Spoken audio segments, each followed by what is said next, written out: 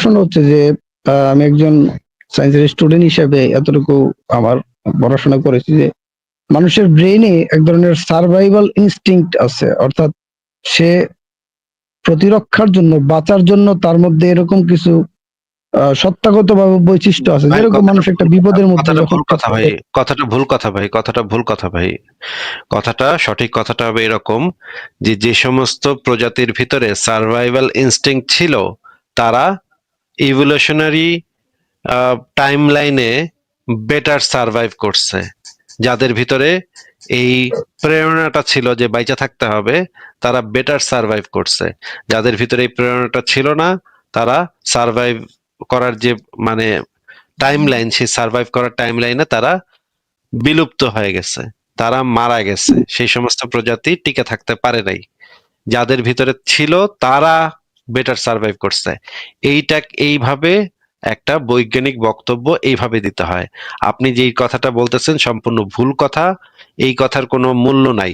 বিজ্ঞান, আপনি কোনো বৈজ্ঞানিক কথাবার্তা বলতেছেন না। আপনি যে কথাবার্তা গুলা বলতেছেন এগুলো হইতেছে এলাকার হুজুরগুলোর মতো, সুনাহাগা হুজুর যেগুলো আছে সেগুলোর মতো কথাবার্তা বলতেছেন। এই সমস্ত কথা, বিজ্ঞানের জগতে এই সমস্ত কথার দুই পয়সার কোনো মূল্য নাই।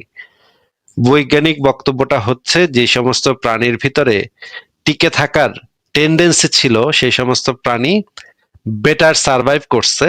বেটার সার্ভাইভ করার কারণে তারা তাদের পরবর্তী প্রজন্ম জন্ম দিতে পারছে, খাদ্য গ্রহণ বেশি করতে পারছে, টিকে থাকার জন্য লড়াই বেশি করতে পারছে। এই জন্য তারা বেশি বেশি টিকে থাকতে পারছে। তারা তাদের যে মানে পরবর্তী প্রজন্ম, সেই পরবর্তী প্রজন্মে তাদের জিনগুলাকে স্প্রেড করতে পারছে। সেই জিনগুলাকে স্প্রেড করার কারণে সেই প্রজাতিগুলা বেশি সার্ভাইভ করছে। এমন না যে তাদের ভিতরে ছিল এই জন্য তারা মানে মানে তাদেরকে আল্লাহ পাক মাথার ভিতরে দিয়া দিছে তো সার্ভাইভ সার্ভাইভ করবি তোরা, তখন তারা গিয়া গুতাগুতি করে সার্ভাইভ করছে, ব্যাপারটা এরকম না ভাই।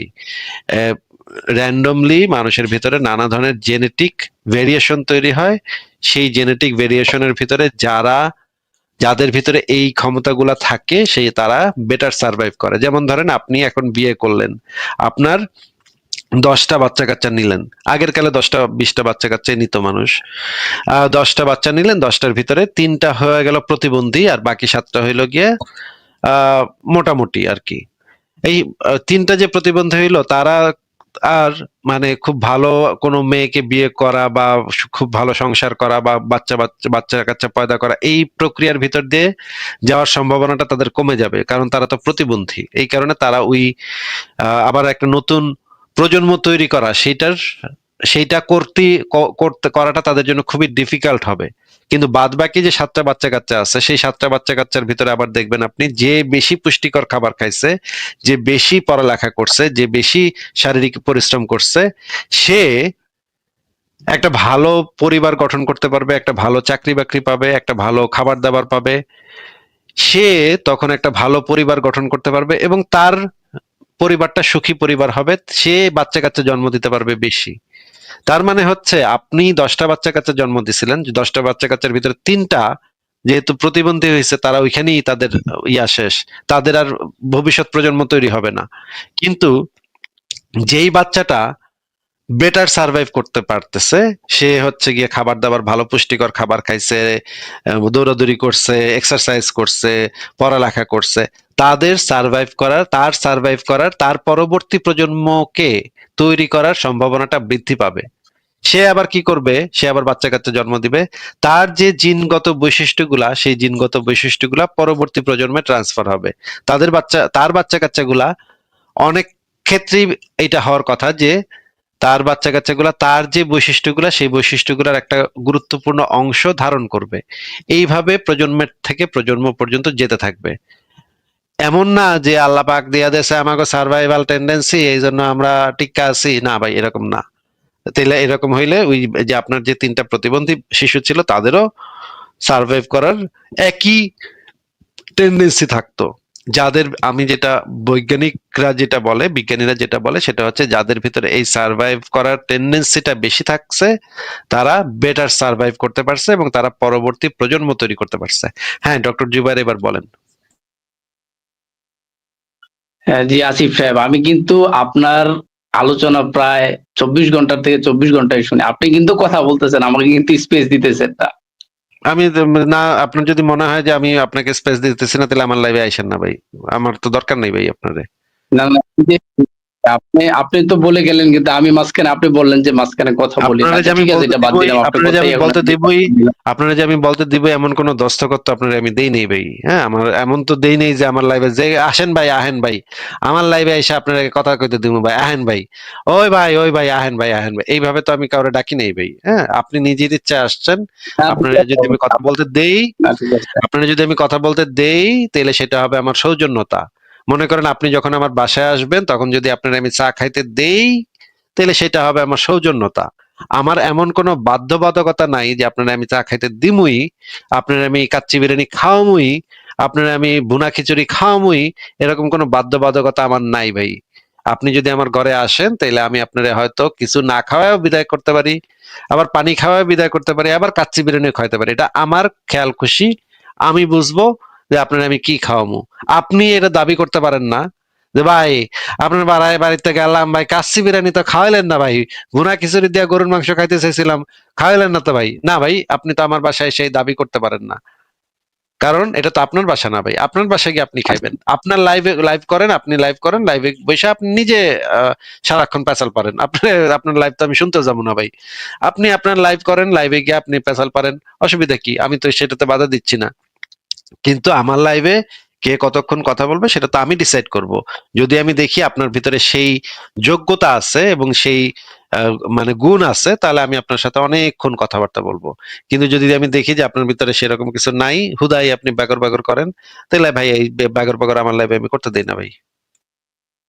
আচ্ছা ঠিক আছে, সেটা বাদ দিলাম। আচ্ছা, এখন দ্বিতীয় প্রশ্নে আসি। সেটা হলো যে বর্তমানের মনোবিজ্ঞান এবং এই যে আমরা যে পৃথিবী যে সায়েন্সের উপরে দাঁড়িয়েছে, বিজ্ঞানী এখন স্বীকার করতেছে যে মানুষের মধ্যে, মানুষের দেহের মধ্যে ডেঞ্জার মোমেন্ট বলে একটা আচ্ছা, একটা জিনিস আছে। কোন বিজ্ঞান স্বীকার করেছে আগে এটা একটু দেখান তো আমাদেরকে। কোনো একটা পিয়ার রিভিউড জার্নাল পেপার দেখান তো একটু। যেমন ব্যাপার, আপনি সায়েন্স ডেইলিতে যেতে পারেন। না না, পিয়ার রিভিউড একটা জার্নাল পেপার দেখান। পিয়ার রিভিউ কাকে বলে জানেন? না, পিয়ার রিভিউ কাকে বলে আমি জানি না। আপনি একজন ডাক্তার, আপনি পিয়ার রিভিউ কাকে বলে এটা জানেন না? না, আপনার ভাষায় পিয়ার রিভিউ কি হতে পারে সেটা আমি জানি না। পিয়ার রিভিউ সারা পৃথিবীর মানুষ জানে, যারা পড়ালেখা করছে, অনার্স পড়ালেখা করছে, তারা যদি তারা পিয়ার রিভিউ কাকে বলে সেটা জানে ভাই। আপনি একজন ডাক্তার, আপনি কোথা কোথা থেকে পাশ করছেন? এখন এখন কোনো ব্যক্তি যদি পার্সোনাল ভাবে যদি সে গবেষণা করে, সে পার্সোনালটা তো তার আপনি কি ডাক্তার কি পার্সোনাল। এখন সে পার্সোনাল যদি ভাবে বলে গবেষণা করে, আপনি কি পার্সোনাল ভাবে গবেষণা করে ডাক্তার হইছেন? না, আমি পার্সোনাল ভাবে আমি গবেষণা করবো, সেটা আমার পার্সোনাল বিষয়, কিন্তু আমি তো একটা প্রাতিষ্ঠানিকের আপনাকে মধ্যে জিজ্ঞেস লেখাপড়া করেছি, করে তারপর আমি আপনি যে ডক্টর। ডক্টর লিখে রাখছেন, ডক্টরটা কোন মেডিকেল কলেজ থেকে আপনি পাশ করছেন সেটা জিজ্ঞেস করছি। পার্সোনাল গবেষণা করে কেউ ডাক্তার হতে পারে না ভাই, এটা সম্ভব না। ফাও কথা বইলে আমার সময় নষ্ট করেন না। আপনাকে জিজ্ঞেস করছি কোন মেডিকেল কলেজ থেকে পাশ ঠিক করছেন। আছে, পার্সোনাল আমি গবেষণা করিনি, পার্সোনাল আমি একাডেমিক ভাবে লেখাপড়া করে ডাক্তার। আচ্ছা যাই হোক, আপনি আমার প্রশ্ন সেটা উত্তরটা দেন। আপনাকে জিজ্ঞেস যে করেছি, ডেঞ্জার মোমেন্ট বলে কোনো তথ্য আছে কিনা? জিজ্ঞেস করেছি কোন মেডিকেল কলেজ থেকে পাশ করছেন ডাক্তারি। না, আপনি আমার আমার প্রশ্ন, আপনাকে জিজ্ঞেস আমার করেছি উত্তরটা আগে দেন, কোন, এরপরে আমি আপনারটা আপনি দিই। আমি তো আপনি একটা বেসিক জিনিস জানেন না, পিয়ার রিভিউড জার্নাল পেপার কাকে বলে? এটা একটা বেসিক জিনিস, এটা আমি স্কুল জীবন থেকে জানি এই জিনিসটা কি। আপনি বলতেছেন যে আপনি একজন ডাক্তার, অথচ আপনি পিয়ার রিভিউড জার্নাল পেপার কাকে বলে এই জিনিসটা আপনি জিন্দেগিতে আজকে প্রথম শুনছেন। বাংলাদেশের শিক্ষা ব্যবস্থা যে কত খারাপ, কত খারাপ! এই ভাই, আপনি কি গরুর ডাক্তার নাকি ছাগলের ডাক্তার একটু কোন তো? পশু পাখির ডাক্তার নাকি? ভিডিওটা অন করেন, ডাক্তার সাহেব ভিডিওটা অন করেন, আপনার চেহারাটা একটু দেখি। ডাক্তার জুবায়ের, আপনি ভিডিওটা অন করেন, আপনার চেহারাটা একটু দেখি ভাই।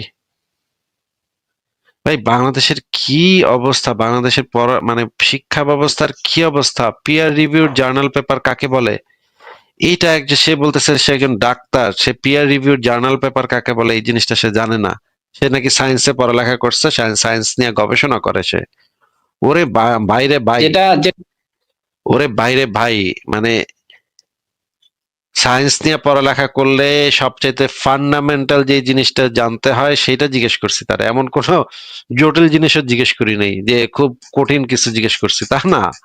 এটা হচ্ছে একেবারে ফান্ডামেন্টাল জিনিস জিজ্ঞেস করছি। ভাই আপনি কি আহ, ওষুধের দোকানের কম্পাউন্ডার নাকি নিজের ডাক্তার বলেন নাকি জুবাইর সাহেব? না বলেন তো ওইটা আপনি বলতে যাব না, আমার তো মনে হচ্ছে আপনি ওষুধের দোকানে ওইটা মানে ওষুধ বেচেন, ফার্মেসির দোকানে মানে ওষুধ ওষুধ টষুধ বেচেন, বেচতে বেচতে আপনি নিজের নামের আগে ডাক্তার লাগা বসে আছেন এখন। একটু আপনার ক্ষমাটা হ্যাঁ, দেখিতে ভাই, যেটা আপনার চেহারাটা দেখিতে ভাই, আপনার চেহারাটা একটু অন করেন তো, ভিডিওটা অন করেন তো একটু দেখি আপনার সুন্দর নুরানি সেটা চেহারাটা একটু আপনি দেখিতে মনে ভাই। করেন। ভাই আপনার নুরানি চেহারাটা একটু যাই হোক, দেখিতে ভাই। ভাই ক্যামেরাটা একটু অন করেন এখন ভাই, কি আপনি ভাই আমার একটু চিনা রাখি, আপনার একটু চিনা রাখি ভাই, কারণ আমরাও তো আমাদের বাংলাদেশের দর্শকরা তো ডাক্তার ডক্টরের কাছে যায়, আপনারা দেখলে যেন দৌড় মারে, পিছন দিকে দৌড় মারে, ওরে বাইরে এই ডাক্তারের কাছে যাবো না, এটা বইলা যেন দৌড় মারে। আপনার ভাই চেহারাটা একটু দেখায় দেন ভাই, অসুবিধা কি? না, এখন আপনার সাথে তো 10 লক্ষ মানুষ আছে, আমি এখানে যুক্ত হয়েছি, এটা আমার দেখানোর দরকারটা কি?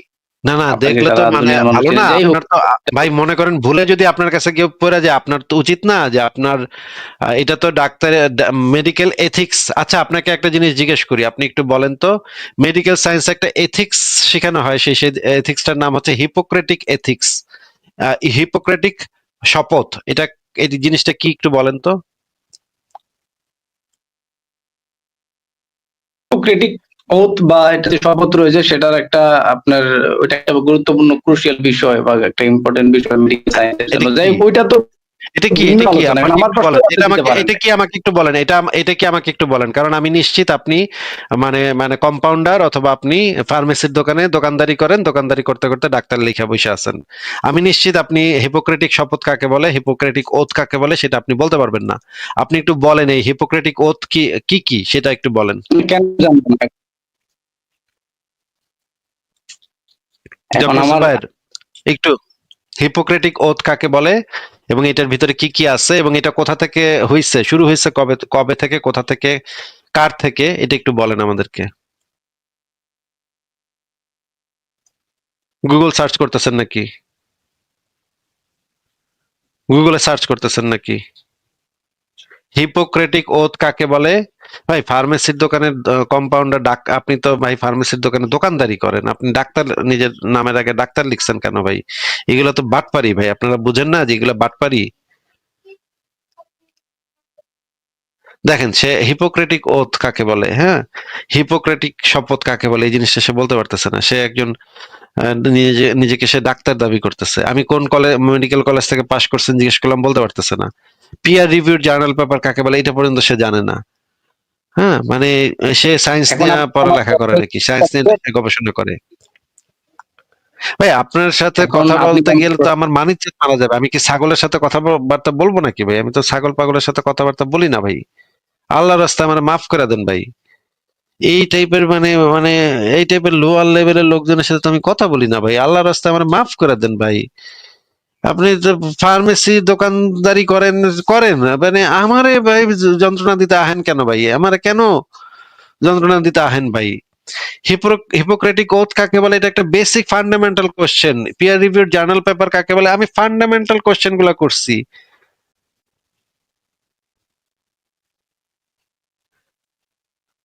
ও ভাই রে, কি একটা অবস্থা ভাই। এমডি ইমরান আপনাকে যুক্ত করা আছে, বলেন আপনি। হ্যালো, আসসালামু আলাইকুম ভাইয়া। আপনার উপরে শান্তি বর্ষিত হোক, বলেন। ভাই প্রথমে আমি বলি আমি হচ্ছে মানে অনেক ছোট মানুষ, সেহেতু অনেক কম জানি, মানে তুমি আপনাদের এই বিষয় সম্পর্কে অনেক কম জানি। তো কিছু কোয়েশ্চেন ছিল, ওই জন্য আর কি আপনার লাইভে যুক্ত হয়েছি ভাইয়া। আমি হচ্ছে অজ্ঞ, এখন আমি না নাস্তিক না ধার্মিক, আমি কোনোটাই না। আচ্ছা ঠিক আছে বলেন।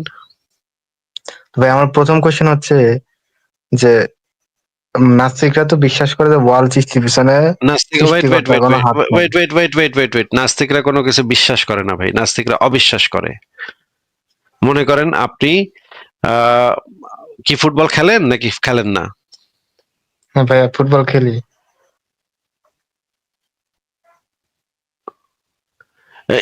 ইমরান ভাই আপনি কি ফুটবল খেলেন নাকি খেলেন না? হ্যাঁ ভাইয়া, ফুটবল খেলি আমি। কথা শোনা যাচ্ছে না, ইমরান ভাই আপনার কথা শোনা যাচ্ছে না।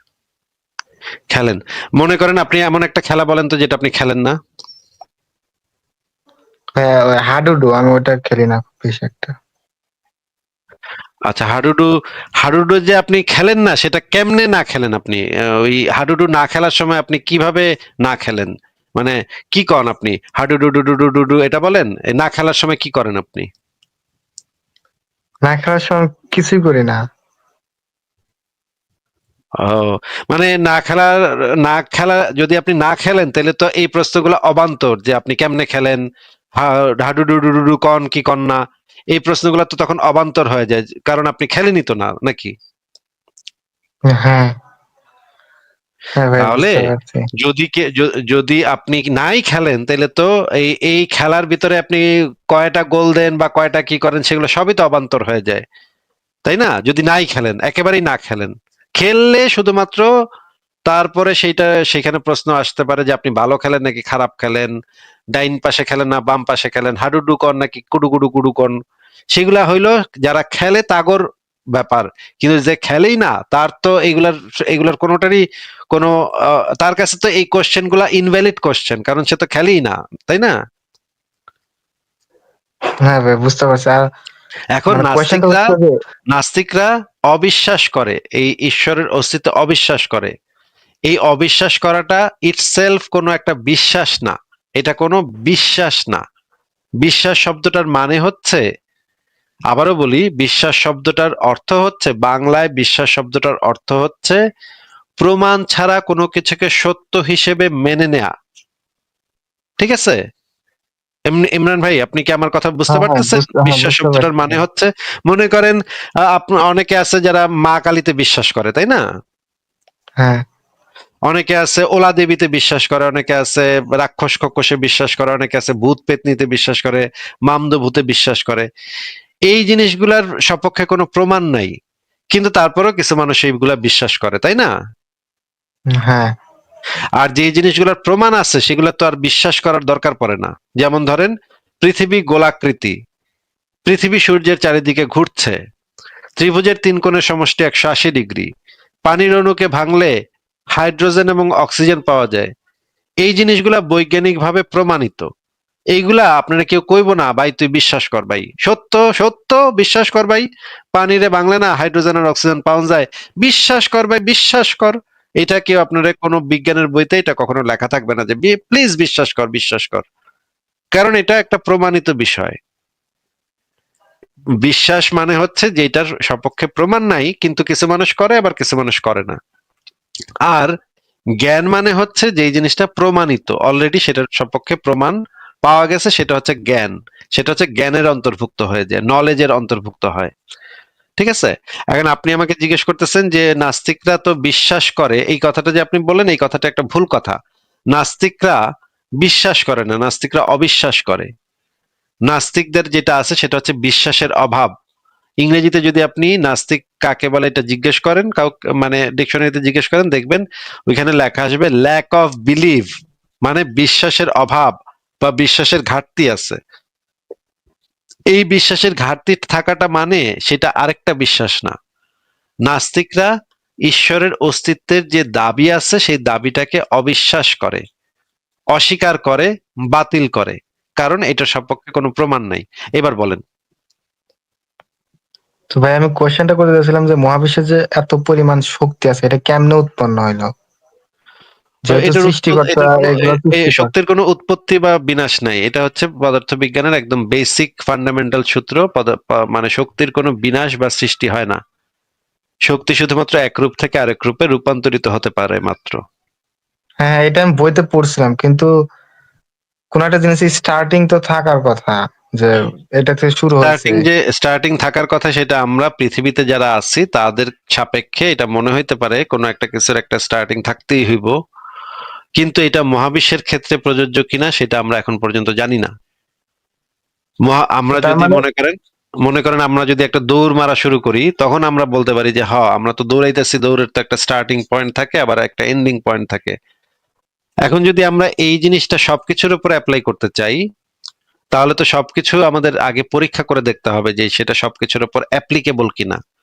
একটা জিনিসের বৈশিষ্ট্য অটোমেটিক তো আরেকটা জিনিসের উপরে প্রযোজ্য হইতে পারে না। মানে আপনি বলতে চাচ্ছি ভাই, মনে করেন যে আহ একটা চুম্বক তো লোহাকে আকর্ষণ করে, তাই না? হ্যাঁ তো চুম্বক তো একটা মেটাল নাকি? হ্যাঁ হ্যাঁ তাহলে আমরা কি বলতে পারি, তাহলে তো ভাই অ্যালুমিনিয়ামও তো একটা মেটাল, তাহলে তো অ্যালুমিনিয়ামও লোহাকে আকর্ষণ করে, এটা কি আমরা এখান থেকে বলতে পারি? এটা বলতে পারি, কিন্তু ওটা তো আর ওই আকর্ষণ করে না, মানে করে না, সেই হ্যাঁ, হিসেবে সেটা তো দাঁড়ায় আমরা এটা সেটা করার তো আমরা কথা। যৌক্তিক ভাবে বলতে পারি না যে যেহেতু চুম্বক লোহারে আকর্ষণ করে, চুম্বক একটা মেটাল, সুতরাং অ্যালুমিনিয়ামও তো একটা মেটাল, তাহলে আমরা অ্যালুমিনিয়ামও লোহারে আকর্ষণ করে। আমরা তো চুম্বকের বৈশিষ্ট্যটা আরেকটা পদার্থের উপরে মানে হুট করে চাপাই দিতে পারি না। মানে আমাকে ইচ্ছা হয়েছে আমরা একটা মেটাল দেখা ওই মেটালের বৈশিষ্ট্যটা আরেকটা মেটালের উপর চাপাই দিতে পারি না, তাই না? মনে করেন আপনি সাদা হাঁস দেখছেন, সাদা হাঁস দেখে আপনি যদি কন এখন যে সব পৃথিবীর সব হাঁসের একদম ধবধবা সাদা হইতে হইব, ধবধবা সাদা ছাড়া কোনো হাঁস হইতে পারে না, এই কথাটা বলাটা তো ভুল হবে, কারণ অনেক হাঁস আছে যাদের পাখনার কিছু অংশ কালো থাকে, নাকি ভাই? হ্যাঁ তাহলে বুঝতে আপনি পারছি যে ভাই। একটা একটা হাঁস দেখা সেই একটা হাঁসের বৈশিষ্ট্য পৃথিবীর সমস্ত হাঁসের উপর চাপায় দিচ্ছেন, এটা তো যৌক্তিকভাবে ভুল সিদ্ধান্ত হচ্ছে। আপনি তো পৃথিবীর সব হাঁসকে তো পরীক্ষা করেন নাই। আপনি এটা বলতে পারেন যে আমি যতগুলা হাঁস দেখছি ততগুলা হাঁসের ভিতরে দেখছি সবগুলাই সাদা, সাদা কালার, এইটা আপনি মানে খুব বেশি হইলে এটা বলতে পারেন। এর থেকে বেশি তো আপনি বলতে পারেন না যে মহাবিশ্বের সব হাঁস সাদা। এটা তো আপনার বলার কোনো এখতিয়ার নাই, কারণ আপনি তো মহাবিশ্বের সব হাঁস তো দেখেন নাই। তাহলে আপনি কেমনে বলবেন?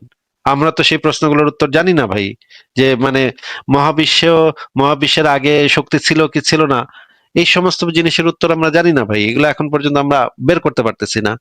আমাদের কাছে যখন কোনো তথ্য প্রমাণ আসবে তখন আমরা সেটা নিয়ে বলতে পারবো, কিন্তু আমরা তো মহাবিশ্বের আগে কি ছিল সে সম্পর্কে আমাদের কোনো ধারণা নাই, কারণ সেগুলো অবজার্ভ করা যায় না। আর ধারণা ছাড়াই যদি আমরা কোনো কিছু বিশ্বাস করি, আমাদের কোনো জ্ঞান নাই, আমরা যদি তারপরে সেটাতে বিশ্বাস করি তখন তো সেটা হবে অন্ধবিশ্বাস, কারণ আমাদের কোনো জ্ঞান নাই অথচ আমি সেটাকে একটা বিশ্বাস করে ফেলেতেছি, সেইটা হবে অন্ধবিশ্বাস। আর যদি আমি বিশ্বাস না করি, অবিশ্বাস করি, সেই অবিশ্বাস কখনো কোনো বিশ্বাসের ক্যাটাগরির ভিতরেই পড়ে না, কারণ এটা বাই ডেফিনেশন এটা হচ্ছে অবিশ্বাস, মানে বিশ্বাসের অভাব। বুঝতে পারছেন ভাই? হ্যাঁ হ্যাঁ ভাই বুঝতে পারছি। এই জন্য আমরা যে জিনিসটা জানি না সেই জিনিসটা আমরা বিশ্বাস করি না।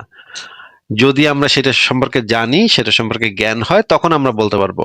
মনে করেন আপনি যদি এখন আমার জিজ্ঞান ভাই যে ভাই মহাবিশ্বের আগে কি আসছিল, ভাই আমি তো ভাই কইতে পারি না ভাই, জানি না, আমাদের বিজ্ঞানের জ্ঞান এখন পর্যন্ত সেই পর্যায়ে পৌঁছায় নাই। মহাবিশ্ব উদ্ভবের আগে কি ছিল সেটা বলতে পারবো, সেটা আমি এখনো জানি না ভাই।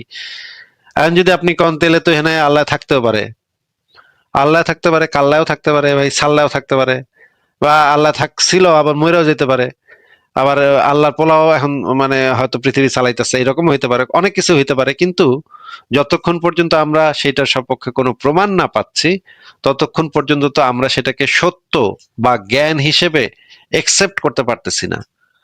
সেটাকে কিছু মানুষ বিশ্বাস করতে পারে, কিন্তু তাদের বিশ্বাসটা তো অন্ধবিশ্বাস হবে, কারণ তাদের কাছেও সেই জ্ঞানটা নাই যে মহাবিশ্বের উৎপত্তির আগে আল্লাহ ফাল্লাহ কাল্লা বলে কিছু ছিল, সেটা কারো কাছে সেই জ্ঞানটা নাই ভাই। তাইলে তারা যদি বিশ্বাস করে সেটা হবে অন্ধবিশ্বাস। ভাই বোঝা যাচ্ছে? হ্যাঁ হ্যাঁ ভাই বুঝতে পারছি। ভাই আর একটা কিন্তু কোশ্চেন আমরা হচ্ছে। কিন্তু আমরা মনে করি যে সেই সম্পর্কে আমাদের জ্ঞান নেই, এই কারণে আমাদের যে পজিশন সেই পজিশনটাকে আমরা বলি অ্যাগনস্টিক এথিইজম। ঠিক আছে? অ্যাগনস্টিসিজম মানে হচ্ছে আমরা ঈশ্বর বা সৃষ্টিকর্তা এরকম কোন একটা সত্তা আছে নাকি নাই, এটা যদি আপনি আমাকে জিজ্ঞেস করেন ভাই ঈশ্বর কি আছে নাকি নাই, আমি বলবো ভাই আমি জানি না ভাই, এটা বলতে পারবো না, আমার সাথে দেখা সাক্ষাৎ হয় না, কথাবার্তা হয় না, আমার চিঠি পত্র পাঠায় না বাড়ায়, আমার মেসেজ মেসেজ টেসেজ দেয় না, আমি জানি না ভাই। আর যদি আপনি আমাকে জিজ্ঞেস করেন ভাই আপনি কি বিশ্বাস করেন যে আল্লাহ আছে নাকি নাই, আমি বলবো না আমি বিশ্বাস করি না। এই যে আমার দুইটা পজিশন একই সাথে, একটা হচ্ছে জ্ঞানের দিক দিয়ে পজিশন, আমি জানি নাকি জানি না, ওই আল্লাহ আছে নাকি নাই, এটা হচ্ছে জ্ঞানের পজিশন, জ্ঞান সম্পর্কিত প্রশ্ন, যে আমার কাছে সেই জ্ঞানটা আছে নাকি যে আমি জানি আল্লাহ আছে নাকি নাই, এটা হচ্ছে জ্ঞানের কোশ্চেন। সেই জ্ঞানের কোশ্চেনের ক্ষেত্রে আমি আপনাকে বলতেছি আমি জানি না। আর যদি আপনি আমাকে জিজ্ঞেস করেন ওরা আছে নাকি নাই এটা কোন, আপনি বিশ্বাস করেন কি করেন না, আপনি কি বিশ্বাস করেন আল্লাহ আছে নাকি নাই, তখন আমি আপনাকে বলবো যে না ভাই আমি বিশ্বাস করি না, কারণ আমার কাছে তো জ্ঞানই নেই, তাহলে আমি বিশ্বাস করবো কেমনে? বিশ্বাস করতে হলে তো আগে সেই জ্ঞানটা আমার লাগবে। মানে জ্ঞান বলতে আমি বোঝাচ্ছি প্রমাণিত, যেই যুক্তি প্রমাণের উপর প্রতিষ্ঠিত যেটা সেটা।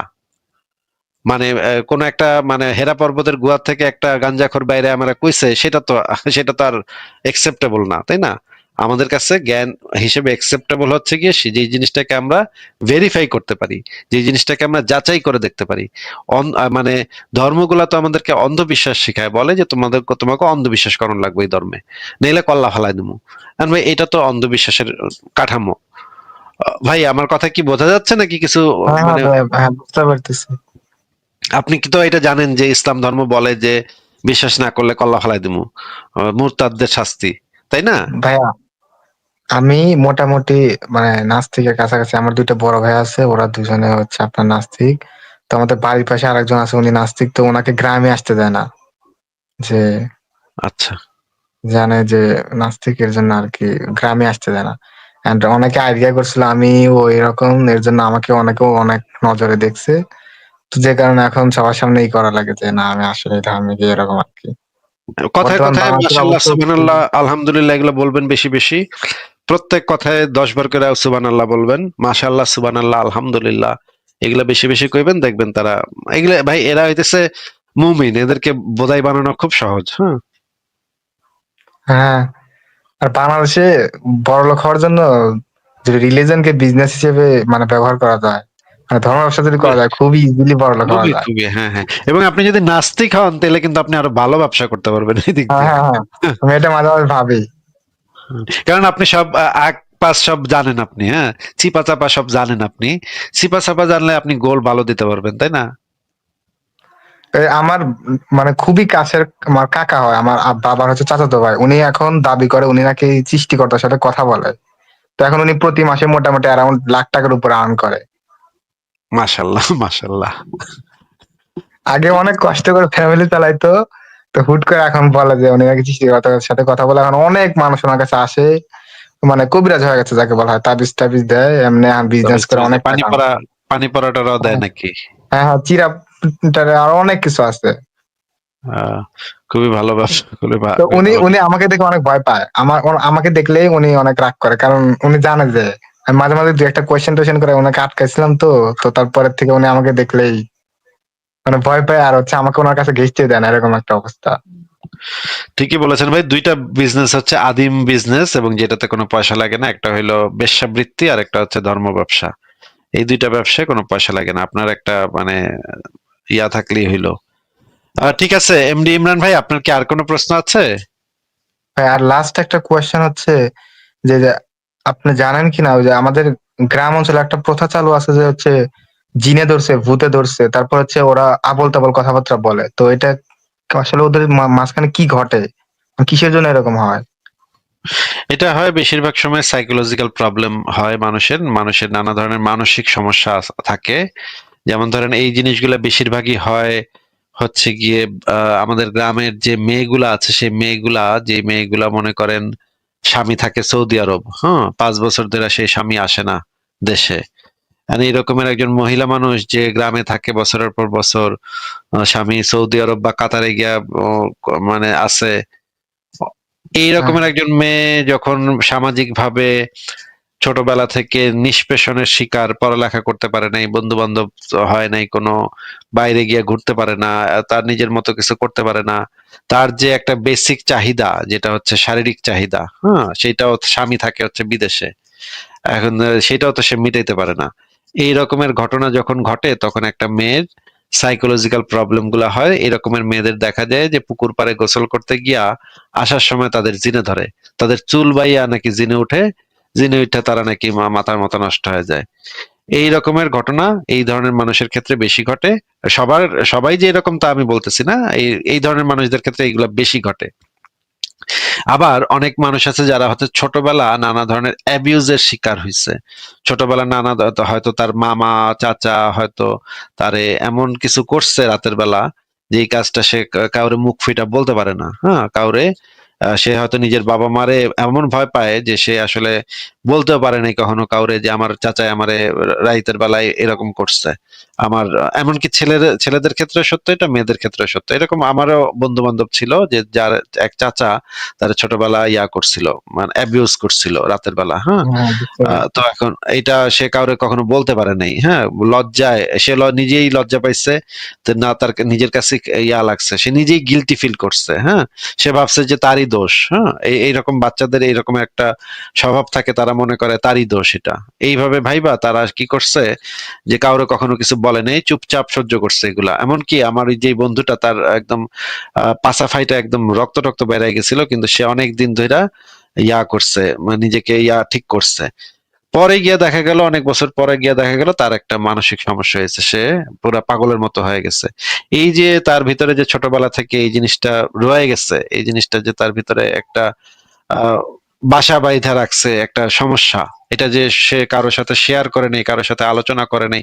একজন মানুষের যখন এই ধরনের ঘটনা ঘটে, তখন তাদের উচিত অন্য আরেকজন কাছের মানুষের সাথে সেই জিনিসগুলো নিয়ে আলাপ করা, যেন গোপন থাকে বিষয়টা, কিন্তু আলাপ করা উচিত, কথাবার্তা বলা উচিত, এবং জিনিসটা যেন ঠিক হয় আস্তে আস্তে।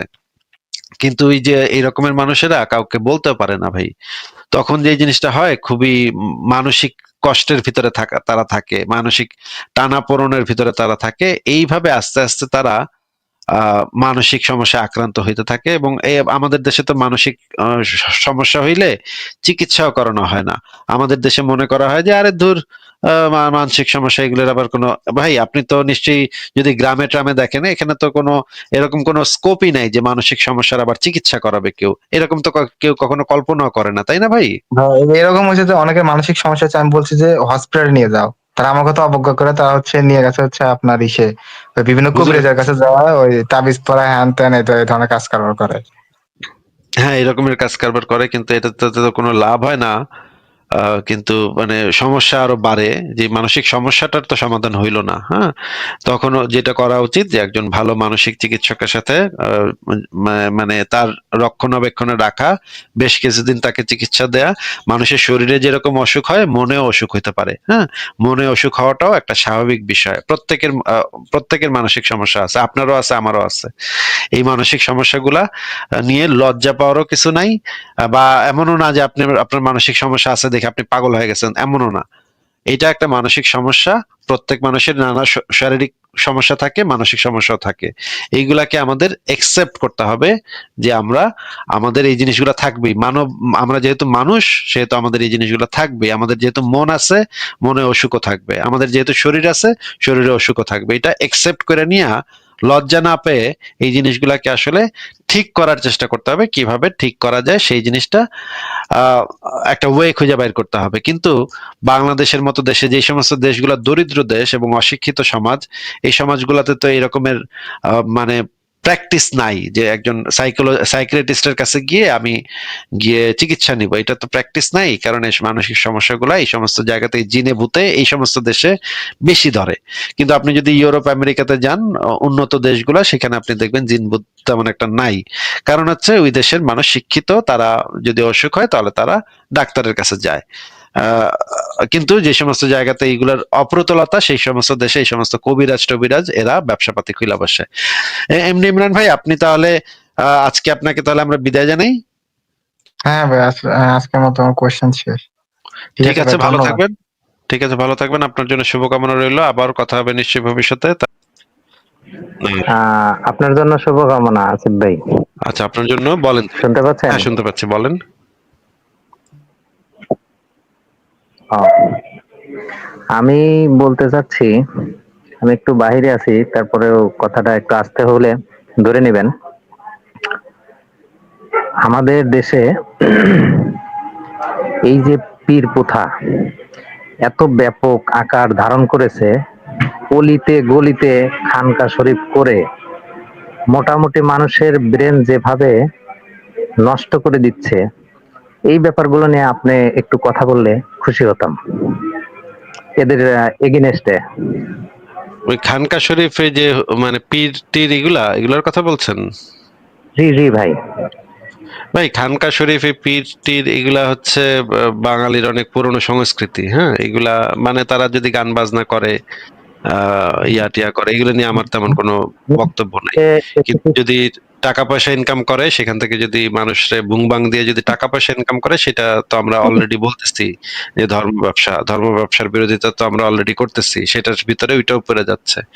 কিন্তু যদি মানে পীর সাহেবরা যদি গান বাজনা করে, গান বাজনা নিয়ে থাকে, মারেফতি কিছু কাজকর্ম করে, ওই যেগুলো হচ্ছে মারেফতি গান বাজনা, এই যে যেমন ধরেন একজন হুজুর আছে বাংলাদেশে, তাহিরি হুজুর আর আমার ভালোই লাগে, সে মানে খারাপ লাগে না, সে মানে বেশ কিছু কথাবার্তা আছে, সে একটু মানবিক কথাবার্তা মাঝে মাঝে বলে, ভালো কথাবার্তা মাঝে মাঝে বলে, যদিও ইসলামিস্ট, কিন্তু ভালো কথাও তার মধ্যে আছে। এখন সে আবার গান বাজনা করে, গান টান গায়, মানে প্রেমের গান গায়, ভালোবাসার গান গায়। হ্যাঁ, এগুলা আমার কাছে এগুলারে আমার যেরকম সৌদি আরবের যে সালাফি ইসলাম, সেটা যেরকমের জঘন্য বর্বর, সেটার মতো আমার কাছে এগুলা মনে হয় না এগুলা এত খারাপ।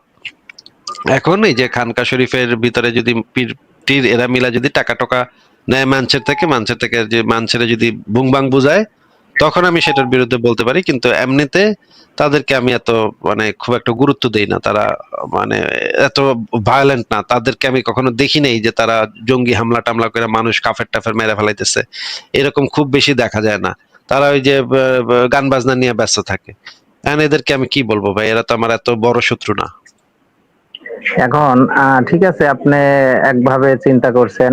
আমি যেটা দেখেছি, আমিও বিভিন্ন দরবার শরীফ এবং এই যে আপনি বাউল গানের কথা বললেন, বাউলরা একটু আছে, ওরা গান বাজনা করে, টাকা পয়সা কিছু নেয় ওদের পারিশ্রমিক হিসাবে। কিন্তু দরবার ভিত্তিক যেগুলো, যেমন আপনি চন্দ্রকোনা ধরতে পারেন, বারিশা ধরতে পারেন, এরকম তো অসংখ্য দরবার হয়েছে বাংলাদেশে। এগুলো টাকা এমন ভাবে নেয়, আপনাকে এমন ভাবে মানুষের সামনে এমন এমন কথা বলে টাকা নিবে যে আপনি ওইখানে সামাজিক একটা মধ্যে পড়ে যাবেন, যে তখন লজ্জার খাতিরে অনেকে দিয়ে দেয়। যেমন আমিও অনেক বিরোধিতা করছি, আমি গেছিলাম বেশ কয়েকটা আমি ঘুরছি, দেখছি, এবং এদের এই সমস্ত কার্যক্রম এবং এই আপনাদের এই রেফারেন্স গুলো মিলাইতে গেলে যখন বুঝতে পারি যে এরা পুরোটাই ভুয়া, শুধু এরা টাকা নিয়ে নিজেদের জৌলুস বাড়াচ্ছে। তো তখন আমার ভিতরে একটা বিদ্রোহ কাজ করে, এবং আমি ওই আমার জ্ঞানের মধ্যে থেকে কিছু যুক্তি তর্ক এদের সাথে যখন করতে বসি, তখন তো এরা মোটামুটি আমাকে এক ধরনের এই নাস্তিক আখ্যা দিয়েই বসে, যে আপনি এই ধর্ম মানেন না। তা আমি বলি না, যুক্তিতে না মিললে তো আমি মানবো না। এটা আপনি এই ভুয়া কথা বললে তো আমি বুঝবো না, শুনবো না, আপনি রেফারেন্স দেন। তো তখন তাদের সাথে এক ধরনের মোটামুটি হয়। বাইরে তো একটু ওই যে আপনার কথা তো অনেক শুনি, যে বাইরে ওইভাবে প্রতিবাদ বা ওইভাবে বিদ্রোহ করি না, যেহেতু বাংলাদেশে বসবাস করলে এগুলো করা খুবই মুশকিল। আমাদের সমাজের মানুষ এত অথর্ব, এত বিবেকহীন, মানে তাদের ব্রেন কাজই করে না। তো আমি ওইভাবে বলছিলাম, এর জন্য সুনির্দিষ্ট কিছু আপনাকে পাঠানো যেতে পারে, যে এই জায়গায় এইভাবে টাকা পয়সার লেনদেন হয়। তো সেটা যদি আপনি চান আর কি। এগুলো আমি জানি অলরেডি ভাই, কিন্তু এগুলা হচ্ছে এগুলা আমার কাছে এত ভয়ঙ্কর মনে হয় না। যেগুলা যতটা ভয়ঙ্কর আমার মনে হয় যে সৌদি আরবের যে সালাফি ইসলাম, তালেবান বা দেওবন্দ মাদ্রাসা, এগুলা আমার কাছে মনে হয় প্রাতিষ্ঠানিক। হ্যাঁ, প্রাতিষ্ঠানিক যখন হয়, যখন শরীয়ত কায়েম করতে চায়, তখন হচ্ছে প্রবলেম। আর এরা হচ্ছে মারেফতি, এরা হচ্ছে তরিকতি, হ্যাঁ, তরিকত ফলো করে। তো এদেরকে আমার কাছে মনে হয় যে এরা শরীয়তের থেকে তরিকতরে বেশি গুরুত্ব দেয়। তরিকতরে বেশি গুরুত্ব দিলে আমার মনে হয় এদেরকে এত বেশি পাত্তা দেওয়ার কিছু নাই। এরা এত বিষ নাই, এই সাপে এত বিষ নাই। হ্যাঁ, যে সাপের বিষ বেশি সেই সাপটা আগে ধরতে হবে, তারপরে যদি ওই সাপে আমরা কাবু করতে পারি, পরে আমরা না হয় এটা এই সমস্ত টুটা ফুটা যে সাপ আছে সেগুলো আমরা ধরবো পরে। সত্য চন্দনে ভাই, আজকে আর কি কিছু বলবেন আপনি? আর কোনো বিষয় আছে? না না, অনেক ভালো লাগছে। আবার আগামীতে কোনো এক সময় যুক্ত হবো, তখন হয়তো অন্য বিষয় নিয়ে আলাপ করবো। ভালো থাকবেন আপনি, আসিফ ভাই। আপনিও ভালো থাকবেন। আপনার জন্য শুভকামনা রইল। আপনাকে বিদায় জানাচ্ছি তাহলে।